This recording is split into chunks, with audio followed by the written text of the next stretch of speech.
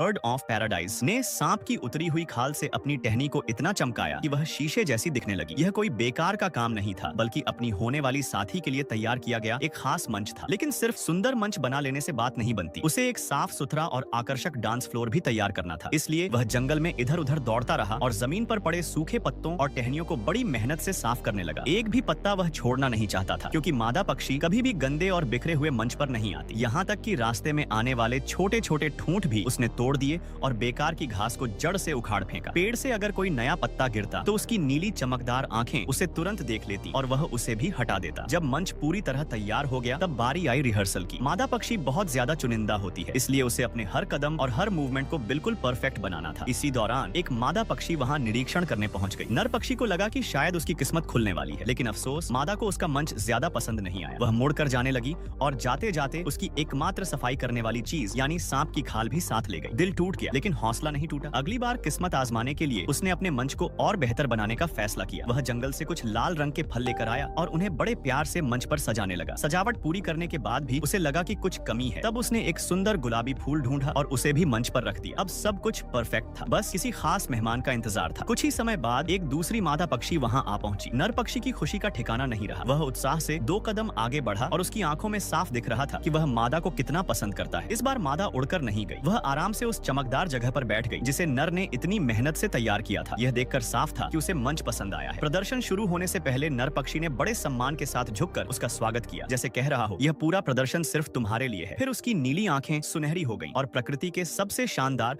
और रंग बिरंगे नृत्यों में से एक की शुरुआत हुई। मादा पक्षी उसके अद्भुत डांस से मंत्रमुग्ध हो गई। उसके पंख भी ताल के साथ हल्के हल्के थिरकने लगे, मानो वह खुद भी इस नृत्य का हिस्सा बनना चाहती हो। नर पक्षी की लय, उसके हाव भाव और हर एक कदम बिल्कुल परफेक्ट था। उसकी प्रस्तुति में कोई कमी नहीं थी। मादा पूरी तरह से उस पर मोहित हो चुकी थी। जब नर पक्षी ने अपना आखिरी शानदार मूव पूरा किया तब मादा की आंखों ने सब कुछ कह दिया। वह हल्के से उड़कर एक टहनी पर जा बैठी और फिर केवल 3 सेकंड में दोनों ने जीवन की नई शुरुआत कर दी। इसी के साथ उनकी रोमांचक प्रेम कहानी का एक खूबसूरत और सुखद अंत हो गया।